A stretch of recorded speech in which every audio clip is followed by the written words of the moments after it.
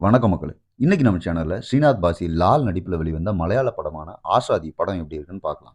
படத்தோட கதை என்ன அப்படின்னா, பெரிய அரசியல்வாதி பையன கொலை பண்ணதுக்காக கேஸ்ல ஒரு பொண்ணு தண்டனைக்கு கூட்டு போகும்போது, அவ கர்ப்பமா இருக்கான்னு தெரிய வரதுனால, அவளோட தண்டனை காலம் தள்ளி போகுது.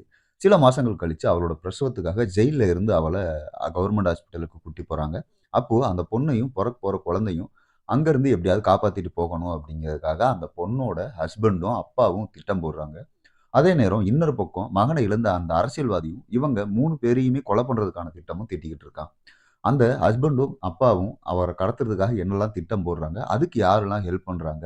அத தடுக்கிறதுக்காக போலீஸ் செய்யற வேலைகள்லாம் என்ன?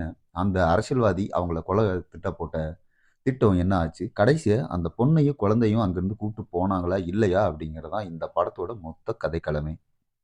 ஸ்ரீநாத் பாசி கிட்டத்தட்ட ஹீரோன்னுலாம் சொல்ல முடியாது. ஆனா, ஒரு முக்கியமான லீட் ரோல்ல அவரு தான் பண்ணியிருக்காருன்னு சொல்லலாம். அதுல அவரு ரொம்பவே சட்டிலான நடிப்ப அழகா குடுத்துருக்காரு. ஒரு போலீஸ்காரருக்கு திருப்பி ரிவெஞ்ச் குடுக்கும்போது ஆக்ரோஷமான நடிப்பு குடுக்கிறதா இருக்கட்டும், திரும்ப திரும்ப போலீஸ் முன்னாடி போய் உட்காரும்பொழுது அலட்டல் இல்லாத ஒரு கெத்தோட உட்கார்றதா இருக்கட்டும், நடிப்புல அவ்வளோ எதார்த்தமா பண்ணியிருக்காரு. லால் அமைதியான அப்பாவே கடைசியா எடுக்கிற ஆக்ஷன் அவதாரம் செம்ம மாஸா இருந்தது. கேஸ எடுத்து நடத்துற அந்த லேடி போலீஸும், எஸ்ஐயும் படம் முழுக்க ரொம்பவே திமிர் காட்டி நடிச்சிருக்காங்க. அது கதைக்கு நல்லா செட் ஆகியும் இருக்கு. ஆனா, இவங்கள எல்லாம் தாண்டி படத்துல செம்ம மாஸா இருந்தது அந்த வக்கீல் தாத்தா தான். படம் முழுக்கவே அவரோட மூளை தான் கதையாவே இருந்தது. மனுஷனும் எந்த அலட்டல் இல்லாத மாரியான நடிப்ப குடுத்துருக்காரு. குறிப்பா கிளைமேக்ஸ்ல அவரு மேடம், மேடம் சொல்ற அந்த டயலாக்கே செம்ம மாஸா இருந்தது. இவங்கள தாண்டி மத்தவங்க எல்லாருமே அவங்களுக்கு குடுத்த வேலைய கரெக்ட்டா செஞ்சிருந்தாங்கன்னே சொல்லலாம். குறிப்பா ரவீனா வாய் பேச முடியாதவங்களா, அவங்களோட வேலைய நல்லாவே செஞ்சிருந்தாங்க.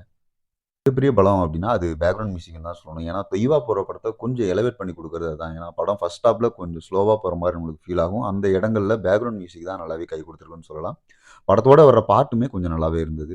கிட்டத்தட்ட ஒரே இடத்துல நகர்ற மாரியான காட்சிகள் தான் படம் முழுக்க இருந்தது. ஏன்னா, ஒரே நாள்ல நடக்கிற சீன்ஸ் தான் படமே.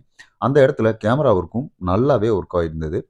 ஃபர்ஸ்ட் ஹாஃப்ல கதைக்குள்ள நேரடியா வர்ற படம் கொஞ்சம் வேகம் எடுத்தாலும், அதுக்கு பின்னாடி சில இடங்கள்ல அப்படியே படுத்துருதுன்னே சொல்லலாம்.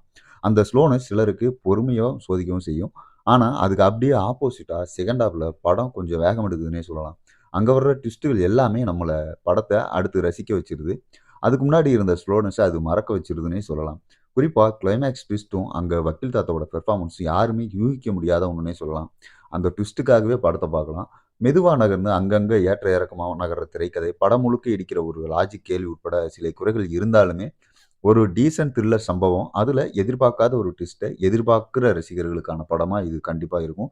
அவங்களுக்கு இந்த படம் கண்டிப்பா பிடிக்கும்னே சொல்லலாம்.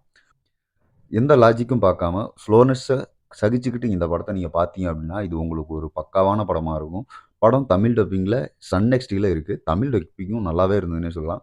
பார்க்கணும்னு நினைக்கிறவங்க தாராளமா குடும்பத்தோட பார்க்கலாம். ஏன்னா, எந்த ஆபாச காட்சிகளும் இல்ல. ரத்தம் தெறிக்கிற காட்சிகளும் பெருசா அந்த அளவுக்கு இல்ல. ஆசாதி ஆளை மயக்கும் ட்விஸ்ட் பாதி அப்படின்னே சொல்லலாம். ஒரு டீசென்ட்டான படம் மக்களே. அடுத்த ஒரு விமர்சனம் சந்திப்போம். நன்றி.